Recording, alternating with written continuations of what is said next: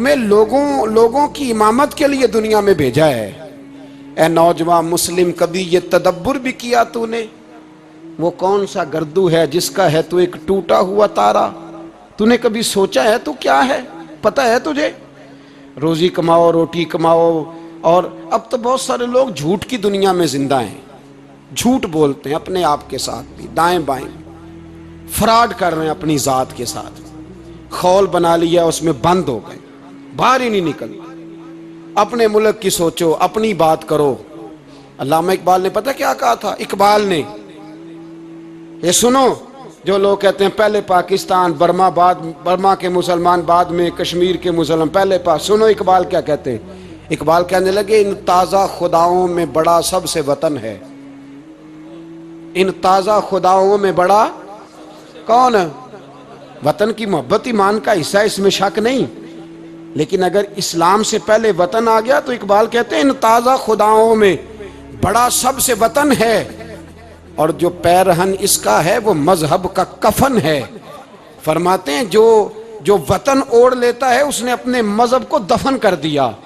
سب سے پہلے پاکستان نہیں، سب سے پہلے رسول اللہ کا دین ہے، سب سے پہلے قرآن ہے، سب سے پہلے نبی پاک کا فرمان ہے، سب سے پہلے امت مسلمہ ہے۔ ان تازہ خداؤں میں بڑا سب سے وطن ہے، جو پیرہن اس کا ہے وہ مذہب کا کفن ہے۔ اور اقبال کہنے لگے قوم مذہب سے ہے، مذہب جو نہیں تم بھی نہیں۔ قوم مذہب سے ہے، مذہب جو نہیں، کوئی نہیں سمجھ آ رہی آپ کو میری بات؟ قوم کس سے ہے؟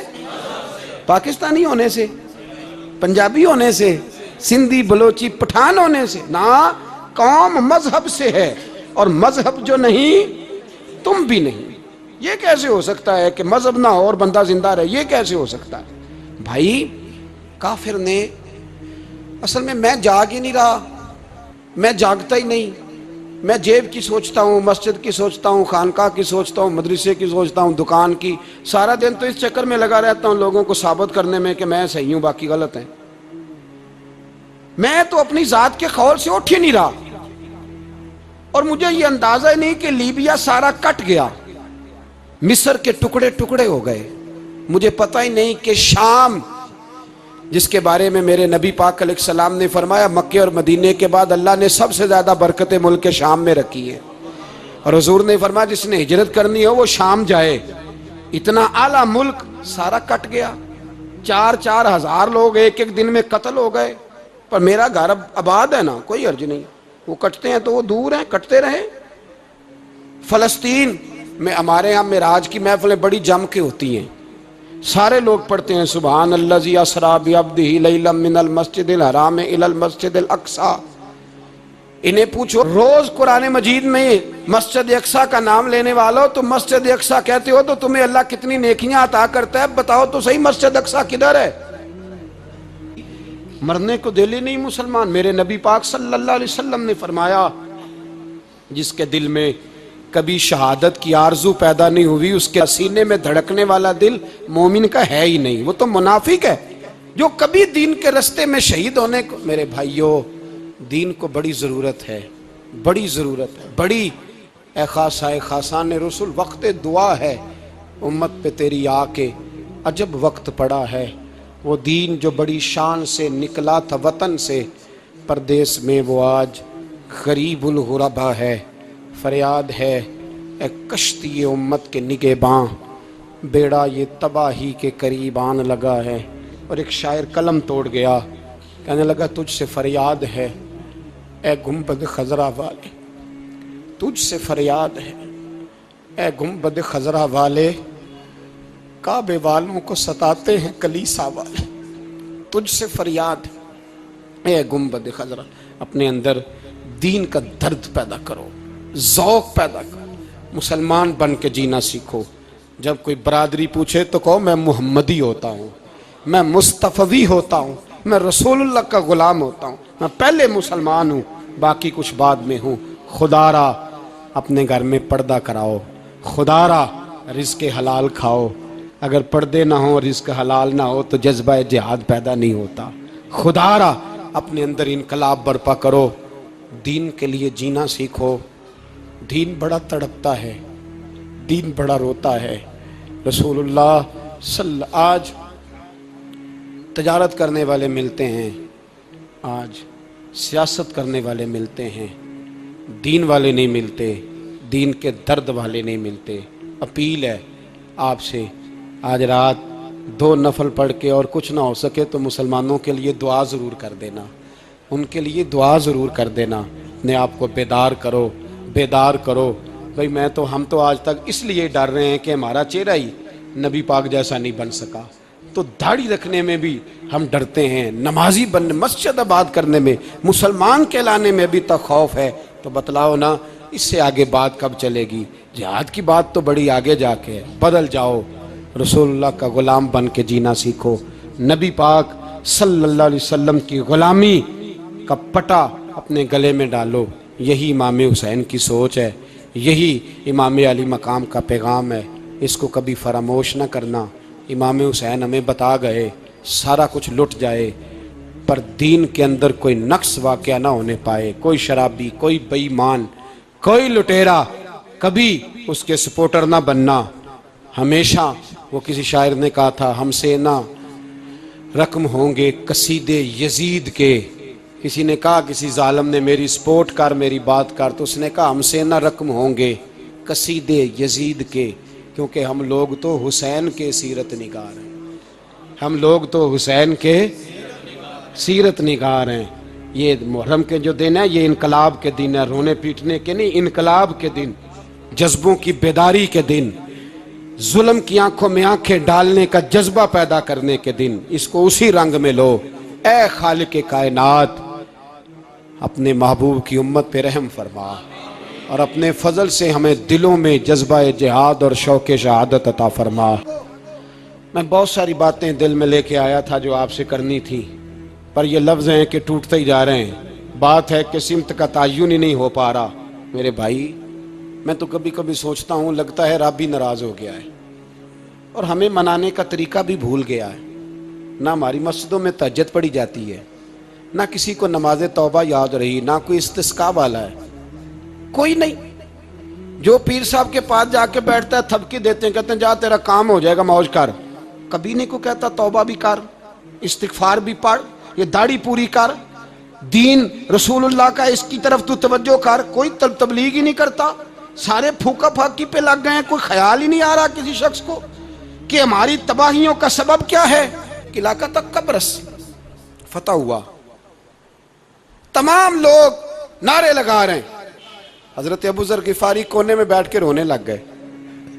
مسلمانوں کو فتح ملی، سب لوگ نعرے لگا رہے ہیں، خوشی ہو رہی ہے کہ علاقہ فتح ہو گیا۔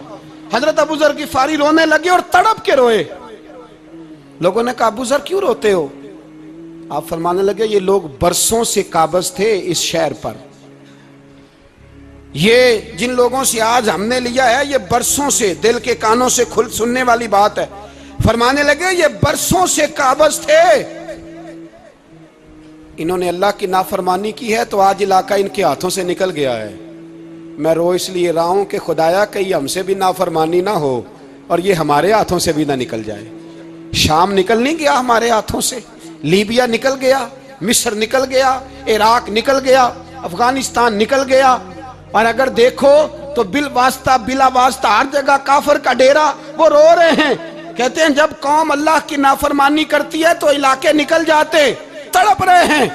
مجھے کوئی فکر نہیں، کوئی نہیں رویا مصر کے جانے پر، کوئی نہیں رویا لیبیا کی تباہی پر، شام کے بچوں پہ کوئی نہیں رویا۔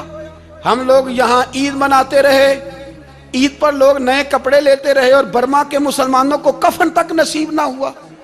کوئی نہیں تڑپا ان لوگوں پر، کسی کو خیال نہیں آیا۔ صاحب، امام علی مقام کی فکر کو سمجھو، اس پر غور کرو، بس کر دو، نیند بڑی لمبی ہو گئی، اب اٹھو اس بیداری سے، اٹھو۔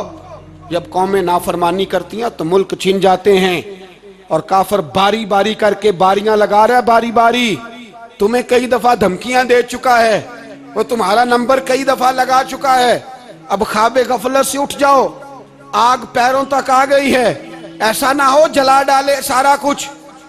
حضرت سیدنا ابو ذر غفاری رو کے فرمایا کرتے تھے جب تم نافرمانیاں کرو گے تو علاقے تمہارے ہاتھوں سے نکل جائیں گے سو نکل گئے. غوث اعظم کے بغداد پہ کئی دفعہ بم گرے. مولا علی شیر خدا کا شہر نجف کئی دفعہ بم کی نظر ہوا. امام علی مقام کے کربلا میں اب تک کئی دفعہ جنگیں ہو چکی، اس لیے کہ ہم نافرمانی کرتے ہیں، علاقے چھن جاتے ہیں. اور دوسری بات یہ کہ پھر ہمیں وہ طریقہ بھی نہیں آتا جس سے رب کو منایا جاتا ہے.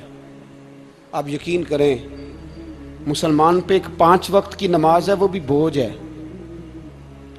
2.5 گھنٹے کی تقریر اور 5 منٹ کی جماعت میں لوگ بھاگتے پھرتے ہیں. بڑا مشکل ہے. آج تک مسلمان ایک 5 وقتہ نماز پڑھنے کے لیے بہانے ڈھونڈ رہا ہے ابھی تک. تو وہ مسلمان کہاں سے آئیں گے جو رات کو رویا کرتے تھے، راتوں کو اٹھ کے روتے تھے تو سویرے اللہ کافر کے مقابلے میں اتنی مدد کرتا تھا کہ 10 مسلمان لاکھوں کو بھگا دیا کرتے تھے. اس لیے کہ مدد کس کی شامل ہوتی تھی؟ بول کے بتائیے کون مدد کرتا تھا؟ کیونکہ دیکھیں نا، یہ ہمیں طریقہ بتایا نبی پاک نے. اللہ حضور سے راضی تھا کہ نہیں؟ یار اس پہ جلدی بولو. اللہ راضی تھا نا؟ تو بدر کی رات حضور کیا کرتے رہے ساری رات؟ ساتھ نہیں تھا اللہ؟ وہ تو وہاں سے فرما رہا ہے غار ثور سے، ان اللہ معنا. محبوب کہہ دے کہ اللہ تیرے ساتھ ہے. وہاں سے محبوب کہہ رہے ہیں اللہ ہمارے ساتھ ہے. وہاں سے اللہ ساتھ تھا، پر ساری رات بدر کی ساری رات. اور دعا کا رنگ کیا تھا؟ حضرت ابوبکر صدیق فرماتے ہیں حضور نے ہاتھ اٹھائے، اللہ یہ میرے 313 ہیں، میں کل کمائی لے کے آ گیا. اے اللہ میری کل کمائی ہے، اگر یہ ہلاک ہو گئے تو قیامت تک کون تیری عبادت کرے گا؟ اے اللہ مدد فرما. اور حضور مناتے ہیں رب کو، کہتے ہیں یا اللہ تو نے وعدہ نہیں کیا تھا تو مدد کرے گا، یا اللہ تیرا وعدہ نہیں تھا تو کامیابی دے گا، یا اللہ تو نے ساری رات مناتے گزر گئی، ساری رات. صبح کا اجالا چمکا تو حضرت ابوبکر فرماتے اتنا لمبا سجدہ کیا، حضور سجدے میں تھے، میں دیکھتے دیکھتے تھک گیا. میں سجدے کی حالت میں ہی حضور پر لیٹ گیا، لپٹ گیا. میں نے کہا محبوبہ سر اٹھائیں. وہ دیکھیں اللہ نے مدد نازل فرما بھی دی ہے. اٹھائیے سر. حضور نے اللہ کو منایا. نبی پاک منایا کرتے تھے. ہم اب سجدوں میں بھی نہیں جاتے. اتنی سو گئی امت، سجدوں تقریروں سے انقلاب لانا چاہتے ہیں. ہم خالی نعروں سے انقلاب برپا کرنا چاہتے ہیں. لوگ جب روتے تھے بوڑھے لوگ سجدوں میں، اور عالم فاضل صوفی کی تو کیا بات ہے نا، وہ تو اللہ کے نمائندے ہیں کہ جس کے صرف سفید بال ہو جائیں. میرے نبی پاک علیہ السلام نے فرمایا رب تو ان کی بڑی عزت کرتا ہے، ان کی بڑی. اور میرے نبی پاک نے فرمایا گناہگار مومن بھی جب دعا کے لیے ہاتھ اٹھاتا ہے تو اللہ فرماتا ہے فرشتو اسے خالی نہ لوٹانا، مجھے شرم آتی ہے سے خالی. پر تو اٹھاتا ہی نہیں، تو اسے مناتا ہی نہیں، تو کبھی لپٹا ہی نہیں، تو نے کبھی کہا ہی نہیں کہ یا اللہ آ میں تجھے لے جاؤں. حضرت سعد بن ابی وقاص کے پاس قادسیہ کی جنگ ہو رہی تھی، کافر بلا رہا تھا آؤ اگر کوئی ہے تو آؤ مقابلے میں. حضرت سعد بن ابی وقاص نے گھوڑے دوڑا دیے. دشت تو دشت ہیں، صحرا بھی نہ چھوڑے ہم نے، بحر ظلمات میں دوڑا دیے گھوڑے ہم نے. حضرت سعد بن ابی وقاص نے گھوڑے دوڑائے، آگے دریا آ گیا، کوئی پل نہیں، کوئی شے نہیں. اسلام کی عزت کا سوال ہے. حضرت سعد بن ابی وقاص نے ہاتھ اٹھائے اور کہا اے اللہ اگر تو موسیٰ کی نافرمان قوم کو رستہ دے سکتا ہے تو تو ہمارے دلوں کو جانتا ہے، ہم تو اپنے رسول کے فرما بردار غلام ہیں. آنا مہربانی کر کی اگر تو نے دل مسلم کی دل جوئی نہیں تو ہمیں تانا دیں گے بت کے مسلم کا خدا کوئی نہیں. کہا اے اللہ مہربانی فرما اگر تو حضرت وَإِذْ فَرَقْنَا بِكُمُ الْبَحْرَ فَأَنْجَيْنَاكُمْ وَأَغْرَقْنَا آلَ فِرْعَوْنَ، اگر تو حضرت موسیٰ کی قوم کے لیے دریا پھاڑ سکتا ہے تو ہم تو نبی پاک کے غلام ہیں. صحابہ کہتے ہیں جناب سعد نے دعا مانگی تو دریا نے رستہ عطا فرما دیا. یار تو دعا بھی نہیں مانگتا. حضور نے فرمایا دعا صلاح المومن، دعا مومن کا ہتھیار ہے، تو نے یہ بھی چھوڑ دیا ہے. اب تو باتیں کر کے تبصرے کر کے ٹی وی دیکھ کے اپنی رائے قائم کر کے کمنٹس کر کے سو جاتا ہے، یہ بھی سوتا خشک ہو گیا. تو دعا تک نہیں مانگتا. فرماتے ہیں دعا مانگی تو دریا نے رستہ دیا، اور جب اس کنارے نکلے تو حضرت سعد کہنے لگے کسی کی کوئی شے تو نہیں رہ گئی دریا میں، کوئی چیز تو نہیں رہ گئی؟ ایک صحابی کہنے لگے پیالہ رہ گیا ہے۔ تو حضرت سعد فرمانے لگے او دریا ہمارا پیالہ واپس نہیں کر دیتا؟ تو کہتے ہیں ایک لہر آئی تو پیالہ بھی باہر پھینک گئی۔ او بھائی ہم اسی رسول کا کلمہ پڑھتے ہیں جن کا حضرت سعد بن ابی وقاص نے کلمہ پڑھا تھا، اور کسی جگہ میرے نبی پاک نے نہیں فرمایا اللہ صحابی کی سنے گا بعد میں آنے والوں کی نہیں سنے گا، کسی جگہ نہیں کہا۔ پر تو کشکولے دعا بھی نہیں اٹھاتا، مصیبت میں بھی اب یاد خدا ہم کو نہیں آتی، دعا منہ سے نہ نکلی جیبوں سے عرضیاں نکلی، تو یہ کام بھی نہیں کرتا۔ میرا دل کرتا تھا چلو اور کچھ نہ ہو مسجدوں میں اجتماعی دعا ہی ہو جائے، پر اس طرف بھی توجہ نہیں، وہاں بھی کہتے ہیں مولوی صاحب جلدی کرو گھر جانا ہے، اتنی لمبی دعا، اور کومنٹس کر رہے ہیں لوگ کہتے ہیں آپ اپنے گھر کی سوچیں۔ میرے بھائی دعا، صلاح الدین ایوبی فلسطین کی جنگ لڑ رہے تھے، خبر آئی کہ عیسائیوں کا ایک بحری بیڑا بحری جہاز اسلحہ لے کے آ رہا ہے، نیزے ہیں تلواریں ہیں تیر ہیں۔ صلاح الدین ایک بزرگ تھے ان سے ملے تو کہنے لگے بابا جی آپ بھی دعا کرو، میں بھی دعا کرتا ہوں، مسلمانوں کے پاس پہلے اسلحہ نہیں، عیسائیوں نے اور منگا لیا ہے، کہیں ایسا نہ ہو مسلمانوں کے خلاف اتنا اسلحہ استعمال ہو۔ یہ بات کہی، بابا جی کو دعا کا کہا، خود مسجد اقصیٰ میں ساری رات روتے رہے صلاح الدین، ساری رات۔ ہمارا حکمران جسے ربنا آتنا فی الدنیا پوری نہیں پڑھنی آتی، اور اب تو ایسے پیر آ گئے ہیں میدان میں جو سورہ فاتحہ سیدھی نہیں سنا سکتے الا ماشاءاللہ۔ ساری رات صلاح الدین ایوبی روتے رہے۔ وہ بزرگ کہتے ہیں میں بھی کونے میں تھا، پر جس درد سے اس نے دعا مانگی میں نہیں مانگ سکا۔ سویرے خبر آئی کہ دشمن کا وہ بحری بیڑا جو اسلحہ لے کے آ رہا تھا دریا میں غرق ہو گیا ہے۔ صبح خبر آئی تو وہ شخص ایک آگے بابا جی سے کہنے لگا بابا جی وہ بحری بیڑا دریا میں غرق ہو گیا۔ تو بابا جی رو پڑے، کہنے لگے دریا میں غرق نہیں ہوا، صلاح الدین ایوبی کی آنسوؤں میں غرق ہو گیا ہے، اس کے آنسوؤں میں غرق ہو گیا ہے، اس نے رب سے دعا ہی ایسی مانگی اس کے آنسوؤں میں۔ تو دعا بھی نہیں مانگتا میرے بھائی مسلمانوں کے لیے، تو دعا بھی نہیں مانگتا۔ صحابہ کرام علیہم رضوان کی عادت تھی کہ جب کسی سے ملاقات کرتے تو السلام علیکم کے بعد سورہ عصر کی تلاوت کیا کرتے تھے۔ اس کا مقصد ایک دوسرے کو سبق یاد کرانا ہوتا تھا، نئے سرے سے عزم نو کرنا ہوتا تھا۔ اس سورت کے مضامین ایک دوسرے کو یاد کرانا مقصد تھا۔ سورہ بڑی معروف ہے اور قرآن مجید کی جو الفاظ کے لحاظ سے مختصر صورتیں ہیں ان میں سے ایک ہے۔ اللہ تبارک و تعالی نے قسم اٹھا کے کہا والعصر، محبوب مجھے تیرے پاکیزہ زمانے کی قسم ہو،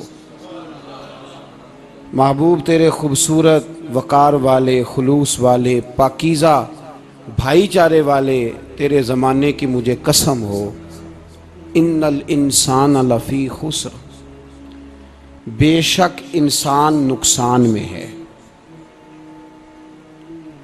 مطلق فرما دیا، تاکید لگا کے، ان الانسان لفی خسر، بے شک انسان نقصان میں ہے۔ یا اللہ سارے، فرمایا الا الذین، سوائے ان لوگوں کے، کون؟ جن میں چار خوبیاں پائی جائیں۔ الا الذین آمنوا، ایک تو وہ ایمان لائیں، وعملوا الصالحات، اور پھر نیک اعمال کریں۔ ایمان لائیں، نیک اعمال کریں، اور پھر چپ نہ کر جائیں، وتواصوا بالحق، پھر حق بات کا اعلان کریں۔ ایمان لائیں، عمل صالح کریں، تیسرا کام کیا کرنا ہے؟ چلیں سارے بولیں گے تو اعلان بھی ہوگا نا، ایسے تھوڑی ہوگا کہ ایک دو آدمی اعلان کرے تو دنیا جاگ جائے۔ حق بات کا اعلان کرنا ہے۔ ایمان لانے کے بعد عمل صالح کرنے کے بعد تیسرا حکم کیا ہے؟ آپس میں حق بات کی تلقین کرو، اور حق بات کی تم تلقین کرو اور پھر تمہیں کوئی کہے کچھ نہ، پھر تم پہ ظلم نہ ہو، پھر تمہیں ستایا نہ جائے، یہ کیسے ہو سکتا ہے؟ پھر تم بڑے پاک صاحبزادے پیرزادے علامہ صاحب سیاستدان بیوروکریٹ بن کے بڑی ایک طرف ہو کے آرام سے زندگی گزارو، سارے تم یہ کیسے ہو سکتا ہے؟ وتواصوا بالحق، جب تم حق بات کی نصیحت کرو گے پھر تکلیف آئے گی، پھر کیا کرنا ہے؟ وتواصوا بالصبر، پھر ایک دوسرے کو صبر کی نصیحت بھی کرنی ہے۔ وتواصوا بالحق، ایمان لانے کے بعد عمل صالح کرنے کے بعد تیسرا کام کیا کرنا ہے؟ ایک دوسرے کو حق بات کی نصیحت کریں، اور پھر رستے میں تکلیف آئے گی، آزمائش آئے گی، پھر کیا کریں؟ وتواصوا بالصبر، پھر صبر کی تلقین بھی کریں۔ یہ قرآن مجید نے 4 شرطیں لگائیں، فرمایا جس بندے میں یہ 4 خوبیاں پائی جائیں گی اسے اللہ کامیابی عطا فرمائے گا۔ مسلمان کی سوچ کے خلاف ہے یہ بات، یہ قرآن کی فکر کے خلاف ہے کہ اپنی فکر کرو،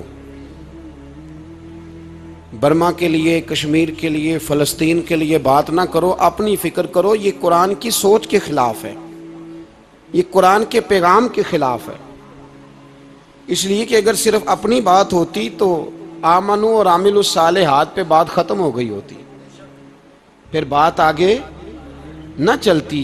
جب کہا گیا وتواصوا بالحق، حق بات کی تلقین کرنی ہے۔ اگر بات صرف اپنی ذات کی ہوتی تو ٹھیک ہو گیا تھا، نماز پڑھی، روزہ رکھا، حج کیا، ختم ہو گئی، لیکن میرے نبی پاک صلی اللہ تعالی علیہ وسلم نے ارشاد فرمایا ایک بستی میں 2 3 4 نیک لوگ رہتے تھے۔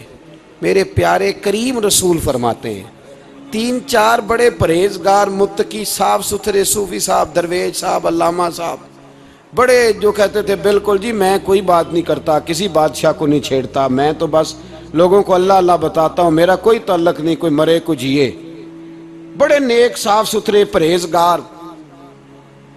باقی ساری بستی گناہ کرتی تھی۔ نبی پاک علیہ السلام فرماتے ہیں رب کریم نے کچھ عرصے تک مہلت دی، پھر مشیت خداوندی، اللہ کا قانون حرکت میں آیا تو کہا جبریل ساری بستی تباہ کر دو، تباہ کر دو۔ اللہ مہلت دیتا ہے، مہلت دیتا ہے۔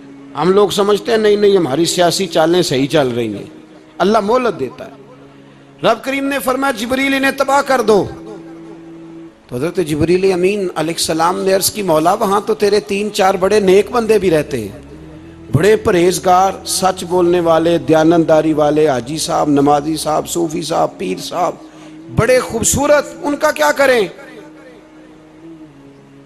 تو میرے محبوب پاک علیہ السلام فرماتے ہیں رب کریم نے فرمایا سب سے پہلے انہیں تباہ کرنا، سب سے پہلے انہیں سب سے پہلے، اور الٹ دو بستی، پہلے ان کا نمبر لگاؤ۔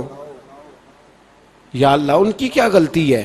تو غلطی سن لیں، غلطی یہ ہے کہ انہوں نے 2 صفتیں پیدا کی ہیں، اگلی 2 پیدا کیوں نہیں کی؟ الا الذین آمنوا وعملوا الصالحات پہ روک کیوں گئے؟ آگے کیوں نہیں بڑھے؟ اللہ کریم نے فرمایا جبریل دیکھو نا، میری نافرمانی ہوتی رہی اور ان کے چہرے پر کبھی شکن تک نہیں آیا، لوگ میرا قانون توڑتے رہے، انہیں کبھی برا ہی نہیں لگا، گناہ دیکھ کر کبھی خیال ہی نہیں آیا بدلنے کا۔ میرے بھائی امت مسلمہ اپنے لیے تو آئی نہیں دنیا میں، نبی پاک کی اس لیے تھوڑے آئے تھے کہ پیسے کمائیں، دنیا داری کریں، جھوٹ سچ ماریں اور رخصت ہو جائیں، بچے پیدا کریں۔ یہ کام تو ہندو سکھ بدھ مت سارے کر رہے ہیں، تو فقط اس کام کے لیے تھوڑی آیا ہے۔ کنتم خیر امت اخرجت للناس، اللہ فرماتے ہیں میرے محبوب کے غلاموں تم بہترین امت ہو، میں نے تمہیں امتوں کے بھلے کے لیے پیدا فرمایا ہے۔ اور اب تو میری طرح کے مولوی آدھی حدیث سناتے ہیں، کہتے ہیں مسجد نبی میں ایک نماز پڑھو تو 50,000 کا ثواب، حرم شریف میں پڑھو تو 1,00,000 کا ثواب۔ مولانا حدیث یہاں سے شروع نہیں ہوتی، کھولو تو صحیح کنز المال، پڑھو مسند امام محمد بن حنبل، حدیث تو یہاں سے شروع ہوتی ہے۔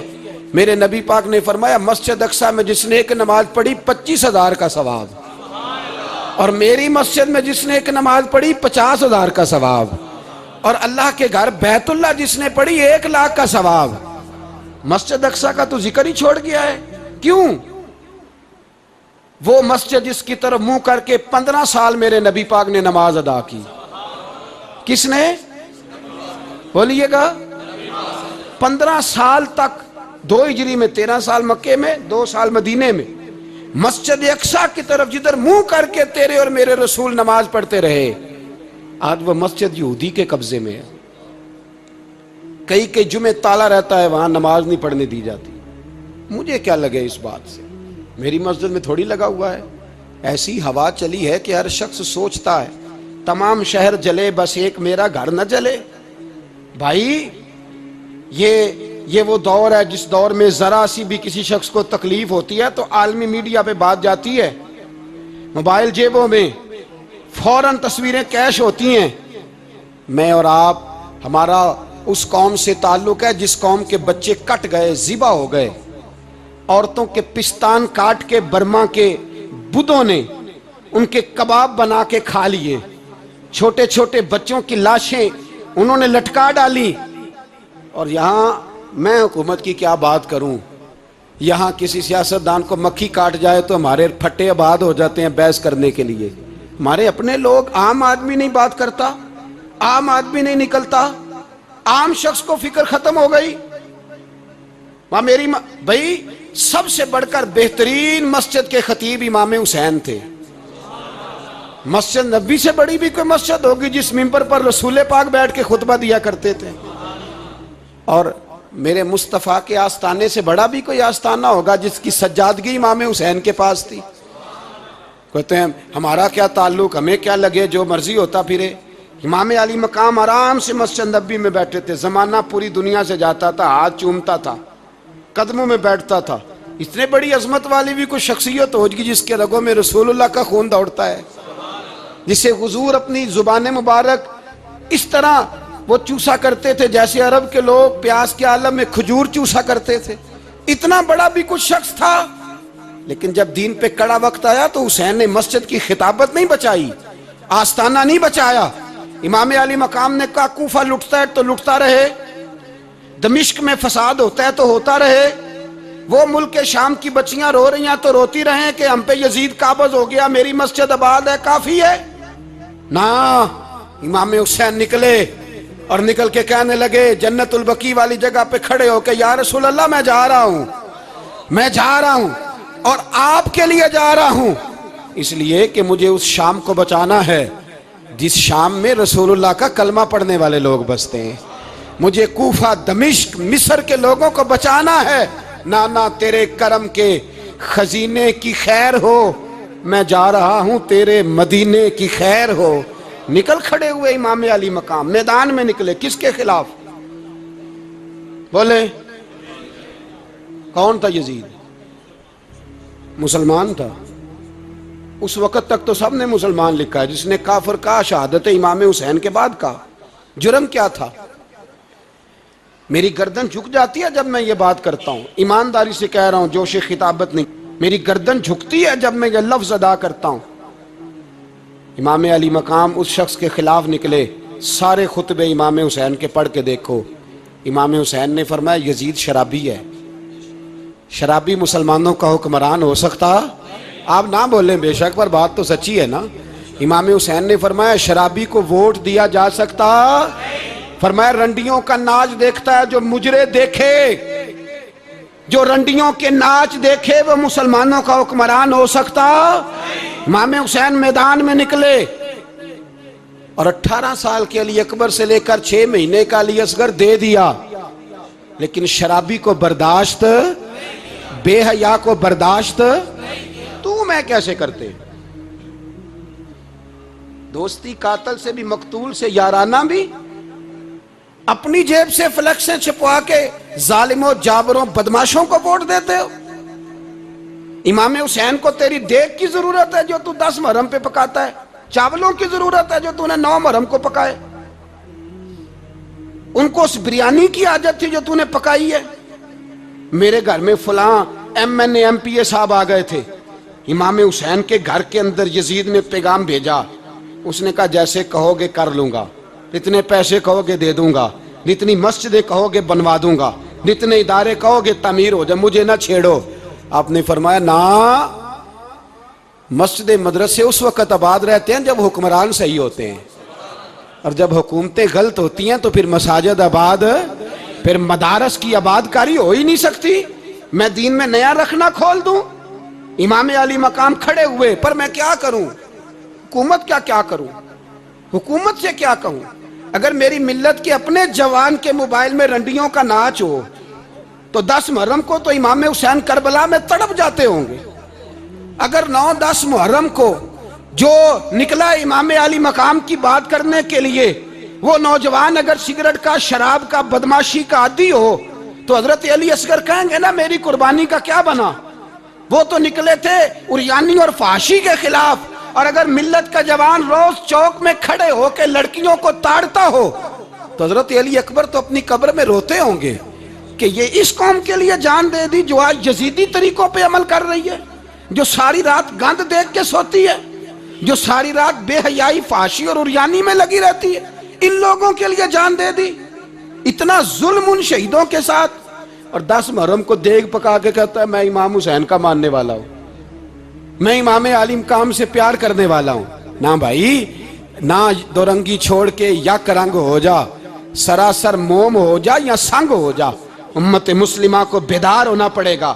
امام علی مقام میدان میں نکلے، ڈٹ کے نکلے، اور امام نے فرمایا میدان میں نکل کر کہ میرا وطن مدینہ ہے، میرا وطن مدینہ ہے، پر مدینہ بعد میں، رسول اللہ کا دین پہلے. یاد رکھ میرے بھائی، امام علی مقام رضی اللہ تعالیٰ عنہ نے میدان میں نکل کر پہلے مذہب کی بات کی. اور آج دین نبی دا وانگ یتیمہ رووے تے کرلاوے تے آکھے میں کتھوں لبا عمر بہادر،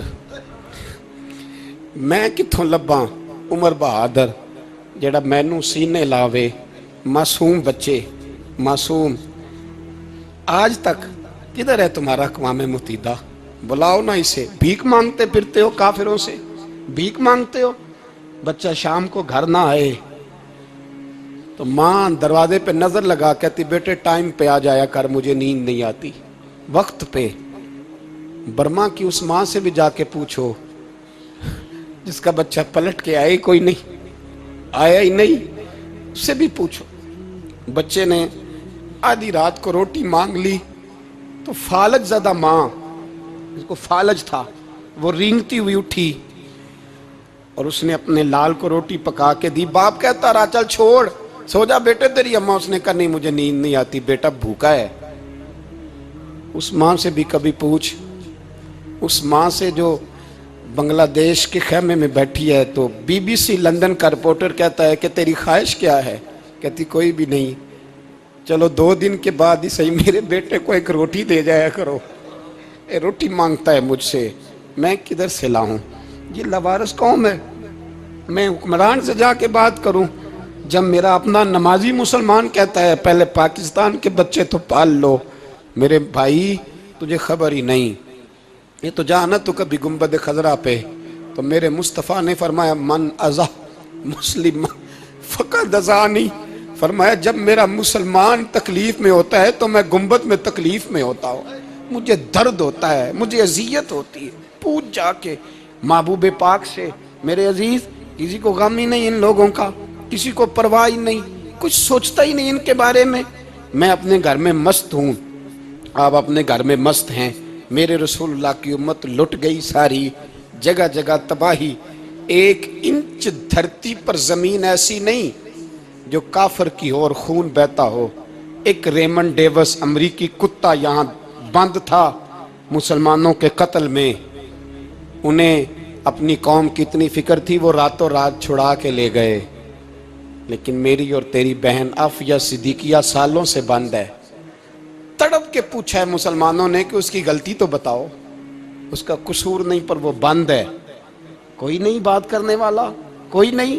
مسجد جانے، جمعہ تو پڑھانا ہے، اس میں غرض نہیں درد ہے کہ نہیں کہ اس میں تو اتنا پتہ ہے 1 گھنٹے تقریر ہے کرنی ہے. پیر صاحب صبح سے شام تک تعویذ لکھتے، سیاستدان صبح سے شام تک جنازہ بھی تب پڑتا ہے کہ مجھے ووٹ ملیں گے. تاجر کہتا ہے بس دکان چلنی چاہیے، مر جائے میری طرف سے ساری دنیا. بس کرو، اس خول سے باہر نکلو. اے نوجوان مسلم، کبھی یہ تدبر بھی کیا تو نے وہ کون سا گردوں ہے جس کا ہے تو ایک ٹوٹا ہوا تارا؟ تو نے سوچا ہی نہیں کبھی؟ تجھے کبھی خبر ہی نہیں ہوئی کہ یہ کس قدر بڑا کام تھا. میرے رسول پاک صلی اللہ علیہ وسلم کے غلاموں جاگو. میں دعائی دیتا پھرتا ہوں, میں کہتا ہوں جٹ بن کے بڑا جی لیا, بٹ رائیں انصاری بن کے بڑا جیا, بس کر دو بس کر دو. اب مسلمان بن کے جینا سیکھو. اب اپنی پہچان رسول اللہ کی غلامی بناؤ. اب کہو پہلے دین باقی ہر چیز بعد میں. بس کرو, بہت ہو چکا ہمارے ساتھ, اب تھوڑا جاگو. امام علی مقام نے فرمایا مدینے کی شریعت بعد میں, رسول اللہ کا دین پہلے. اور تیرے تو بچے عام سے ہیں. امام حسین نے فرمایا میری گود میں جو بچے ہیں وہ رسول اللہ کے نواسے ہیں, پر بچے بعد میں, نبی پاک کا دین پہلے. آپ نے فرمایا تیری بیٹی بڑی باوقار ہوگی, اس کی بڑی عزت ہے, تو کہتا ہے بیٹی کی وجہ سے بلیک میل ہو گیا. لیکن جو شان خدا نے حسین کی بیٹی کو عطا فرمائی, جن بچیوں کا سر کا بال ننگا ہو جائے, سر کا بال ننگا ہو جائے, تو امام شورانی فرمایا کرتے تھے اگر مدینے میں کسی سید زادی کے سر کا بال ننگا ہوتا تھا تو سورج اپنا منہ چھپا لیا کرتا تھا, سورج چھپ جاتا تھا بادلوں کی اوٹ میں. اور مدینے والے سمجھ لیتے تھے کہ گھر میں کام کرتے کرتے کسی سید زادی کے سر کا کوئی بال ننگا ہو گیا. ان شہزادیوں کا اتنا وقار. پر امام علی مقام نے فرمایا بیٹیوں کی فکر بعد میں, رسول اللہ کا دین پہلے. پہلے رسول اللہ کا دین. قوم مذہب سے ہے, مذہب جو نہیں تم بھی نہیں. امام حسین میدان کربلا میں تھے. ایک راوی کہتا ہے 3 دن پانی بند رہا ہے, روٹی بند رہی ہے, پر قرآن پاک کی تلاوت 1 منٹ کے لیے بھی بند نہیں ہوئی, دعا اور التجا 1 منٹ کے لیے بھی بند. حسین کے خیمے سے یہ آواز بار بار آتی رہی, یا اللہ استقامت بھی دے اور صبر بھی عطا فرما. دعا کا رستہ بند, تلاوت بند نہیں ہوئی, اللہ کی بارگاہ میں سجدے بند نہیں ہوئے. تو چھوڑ گیا, تو دعا تک نہیں مانگتا. دعا تو انقلاب برپا کر دیتی ہے, دعا تو حالات بدل دیتی ہے, دعا تو تبدیلی لے آتی ہے. کوئی بیٹھا ہوا مجھے دور دعا دیتا ہے, بس دعا دیتا, فقط دعا دیتا ہے. کوئی بیٹھا ہوا مجھے دور دعا دیتا ہے, میں ڈوبتا ہوں پر سمندر اچھال دیتا ہے. وہ بھائی تو دعا بھی چھوڑ گیا. پہلی بات آپ کی خدمت میں یہ ہے کہ جاگیں, مسلمان بنیں. دوسرا کچھ نہیں کر سکتے تو دعا تو کر سکتے ہیں نا, دعا کا رستہ اپنائیں. اور پھر میرے نبی پاک علیہ السلام نے 2 باتیں فرمائیں, کان کھول کے سن لینا. 2 باتیں. حضور نے فرمایا ایک وقت آئے گا کہ میری امت کے خلاف کافر ایک دوسرے کو آوازیں دیں گے, آؤ مسلمانوں کو ماریں, آؤ مسلمانوں. تو صحابہ نے کہا یا رسول اللہ کیوں, ہم تھوڑے ہو جائیں گے. فرمایا نہیں, تم بہت زیادہ ہوں گے. 56 اسلامی ملک ہیں دنیا میں, کتنے بول کے بتانا ہے. اتنا سا برما ہے, کسی غیر مسلم کا کتا مر جائے تو یہ چیخ پڑتے ہیں, اور یہاں کہتی ہے اقوام متحدہ کہ جی وہ ہمیں داخل نہیں ہونے دے رہے. تو بند کرو پھر سلامتی کونسل, تحلیل کر دو, اقوام متحدہ ختم کرو. اگر تمہاری کو سنتا نہیں تو بنائی کیا ہے, صرف مسلمانوں کو پریشرائز کرنے کے لیے. اور ہمارے مسلمان بھیک مانگتے پھرتے ہیں, کہتا ہے کہا ہے ہم نے اقوام متحدہ سے. اب تم اپنے لیے کافر سے بھیک مانگو گے, کافر سے بھیک مانگو گے. میرے عزیز نبی پاک علیہ الصلوۃ والسلام نے فرمایا کافر ایک دوسرے کو بلائیں گے مسلمانوں کو مارے. یا رسول اللہ ہم تھوڑے ہوں گے. فرمایا بہت زیادہ ہوں گے. تو حضور کیا ہوگا؟ فرمایا تمہیں وہن ہو جائے گا. یا رسول اللہ وہ کیا ہے؟ فرمایا دنیا سے پیار ہو جائے گا, مرنے کو دل نہیں کرے گا. دنیا سے اور مرنے کو. اس وقت سمجھ لینا کافر تم پہ حاوی ہے. میں اپنا اندازہ کروں, آپ اپنا کریں. مجھے دولت سے کتنا پیار ہے اور آپ کو کتنا پیار ہے. جاگ کے سنیں یہ لفظ رسول پاک کے صلی اللہ علیہ. حضور نے فرمایا جب تجھے دنیا سے پیار ہو جائے, دولت سے پیار ہو جائے, اقتدار سے پیار ہو جائے, اور جب تجھے موت بری لگنے لگے, تیرا مرنے کو دل نہ کرے, پھر کافر تیرے اوپر چڑھ آئے گا. آج دولت ہی تو رہ گئی ہے, باقی بچا کیا ہے؟ میں اکثر کہتا ہوں شادیاں نہیں ہوتی, تجارتیں ہوتی ہیں. لڑکی والے کہتے ہیں کہ لڑکا زیور کتنا ڈالے گا, لڑکے والے کہتے ہیں لڑکی جہیز کتنا لائے گی. تجارت, ہر جگہ دولت, ہر جگہ پیسہ, ہر جگہ سرمایہ. جہاں جس معاشرے میں تلاوت بکے، نعت بکے، تقریر بکے، اس سے زیادہ اور تباہی کا معاملہ کیا ہوگا؟ میرے عزیز، میرے رسول پاک علیہ الصلوۃ والسلام کے صحابہ کے قریب دنیا داری آ سکی؟ نہیں آئی۔ حضرت ابو بکر صدیق نے پانی مانگا تو لوگوں نے دودھ دیا، فرمایا پیچھے کرو۔ ابو بکر نے نعمتیں چھوڑ دی ہیں۔ اب ابو بکر وہ والا کام کرتا ہے جو رسول پاک نے کیا ہے۔ فرمایا نہ دودھ شاید پیش نہ کرو، جو مانگتا ہوں بس وہ دو۔ حضرت ابو بکر صدیق نے بڑے مالدار تھے۔ حضرت عمر فاروق رضی اللہ تعالیٰ عنہ کے پاس صحابہ کرام جمع ہو کے آئے، کون سا ایسا شخص ہے جس کی تنخواہ میں اضافہ ہو جائے؟ تو لوگ کہتے ہیں نہیں نہیں مجھے نہیں چاہیے، پر ہم نے وہ لوگ دیکھے ہیں۔ حاجی صادق صاحب کو مسجد والوں نے کہا 1000 روپیہ تنخواہ بڑھانی ہے، تو حاجی صاحب کہنے لگے میرا بڑا سونا گزارا ہوتا ہے، میں نے نہیں بڑھے نے۔ حضرت سیدنا عمر فاروق رضی اللہ تو صحابہ اکٹھے ہو کے گئے، کہنے لگے عمر حضور کے زمانے میں بظاہر غربت رہی، جناب صدیق اکبر کے زمانے میں غربت، اب تو بڑی ریل پیل ہے، بحرین سے لاکھوں کا مال آتا ہے، آپ کو بڑے بڑے سفیر ملنے آتے ہیں، پر آپ وہی پرانا کرتا اور وہی تامت جو کئی جگہ سے سی آپ نے کئی جگہ سے پھٹی۔ اور حضرت عمر ایک دن عید کی نماز پڑھانے گئے تھے تو ننگے پیر ہی چلے گئے۔ لوگوں نے کہا جوتا، فرمایا ٹوٹ گیا تھا یار، پہننے کے قابل نہیں تھا۔ فرمایا ننگے پیر آ گئے اور لوگ کیا کہیں گے؟ فرمایا چھوڑو، عمر کے پاؤں ننگے ہیں لیکن عمر کے کردار میں تو کوئی شک نہیں نا، پیر ہی ننگے ہیں نا، کیا ہوا؟ چھوڑو اس بات کو، کوئی پیار نہیں دنیا داری سے، دولت سے، کوئی چکر ہی نہیں۔ حضرت سیدنا عمر فاروق رضی اللہ تعالیٰ عنہ کو صحابہ نے اکٹھے ہو کے کہا، یہ ہے امت کے بیدار ہونے کے طریقے جو عرض کر رہا ہوں۔ کہا جناب آپ اب بڑا مال غنیمت ہے اور جس طرح ہر صحابی کا حصہ ہے آپ کا بھی حصہ ہے، تو ایک نیا کرتا ہی ڈال لیں آپ خرید کے۔ اب جب مشورہ ہو گیا صحابہ میں تو کہنے لگے عمر سے بات کون کرے گا؟ نیا کرتا پہننے کی عمر سے بات کس کو برا لگتا ہے جی؟ نیا کرتا کون بات کرے گا؟ تو حضرت سیدنا علی المرتضیٰ کا انتخاب ہوا۔ کہنے لگے مولا علی کی بڑی عزت کرتے ہیں، ان سے بڑا پیار کرتے ہیں، ان سے بات کرتے ہیں۔ تو حضرت علی کو بلایا گیا، عرض کی حضور مہربانی فرمائیں، حضرت عمر سے کہے نئے کرتے کے لیے۔ آپ فرمانے لگے عمر میری بڑی قدر کرتا ہے، بڑی بات سنتا ہے، پر یہ والا کام نہیں میں عمر سے کہہ سکتا، یہ کسی اور سے کہو۔ تو کہنے لگے آپ رہنمائی کر دیں، کس کو کہیں؟ تو جناب علی المرتضیٰ فرمانے لگے اگر حضرت عائشہ صدیقہ سے کہو گے تو عمر فوراً مان جائے گا، وہ مومنوں کی ماں ہیں۔ صحابہ حضرت عائشہ کے پاس، اماں جی عمر کو بلائیں، ان کو کہیں بڑے بڑے سفیر آئے ہوتے ہیں، وہی پرانے کپڑے پہن کے بیٹھ جاتے ہیں۔ اللہ اکبر۔ حضرت عائشہ نے پیغام بھیجا، فرمایا عمر کو بلاؤ۔ عمر فاروق دوڑے ہوئے آئے، پردے کے پیچھے حضرت عائشہ کے پاس گھٹنوں کے بل، اماں جی دیر تو نہیں کر آیا میں آنے میں؟ حکم ہو، حضور کے گھر سے پیغام آیا، بڑے بڑے سفیروں کو چھوڑ کے بھاگے۔ حضرت عائشہ صدیقہ کہنے لگی عمر دیکھو جائز پیسے ہوں تو اسلام اچھے لباس سے منع نہیں کرتا، اب بڑا بڑا مال آیا ہے، اب تیرا بھی حصہ ہے، تو صحابہ کرام کی خواہش ہے کہ نیا کرتا پہن لو، بڑے بڑے سفیر آتے ہیں، حرج بھی کوئی نہیں، جائز بھی ہے، کو منع نہیں۔ حضرت عمر نے گردن جھکا، جی اماں جی، جی اماں جی، جی اماں جی۔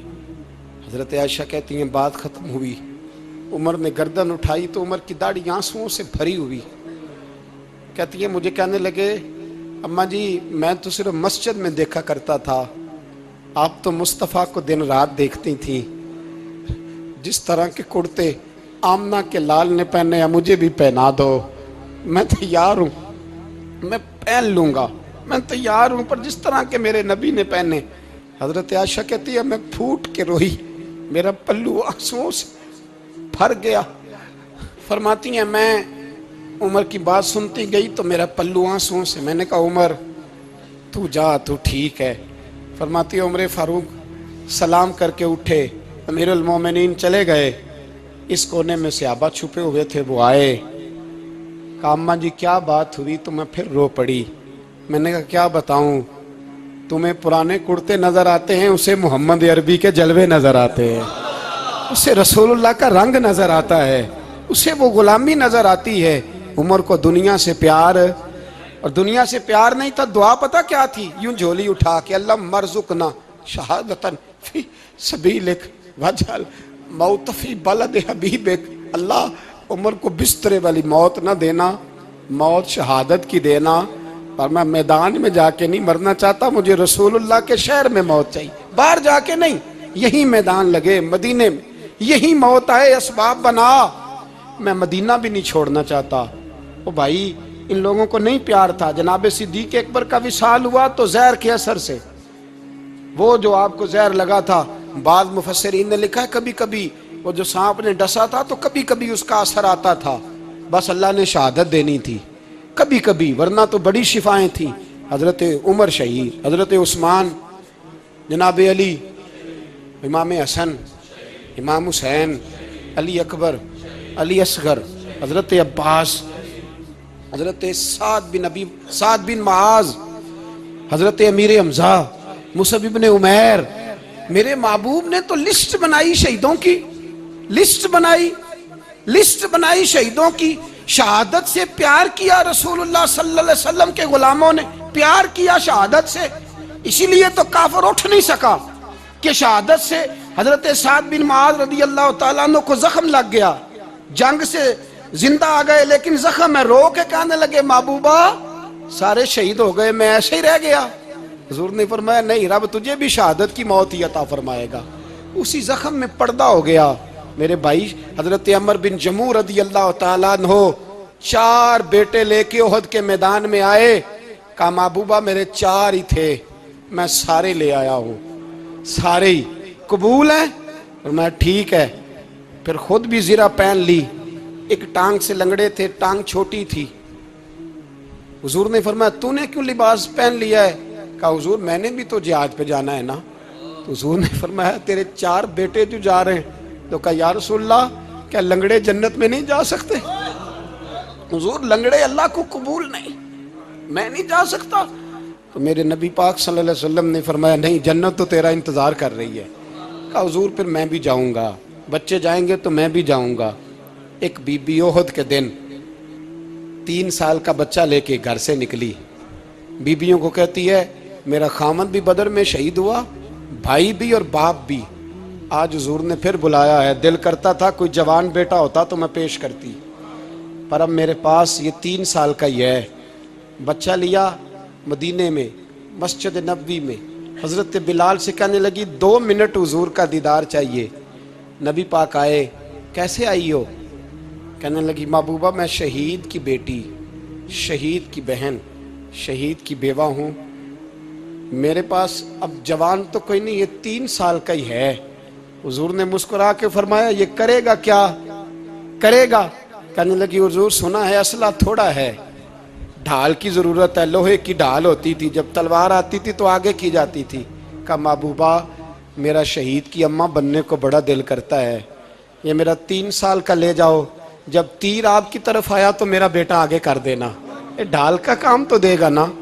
ہنستے ہوئے محبوب کی آنکھوں میں آنسو آئے، بچے کو پکڑ کے سینے سے لگایا، ماتھا چوما، فرمایا جا تیرے ساتھ وعدہ ہے قیامت کے دن تجھے شہید کی اماں کہہ کے ہی پکارا جائے گا، وعدہ ہے تیرے ساتھ تجھے شہید کی۔ میرے بھائی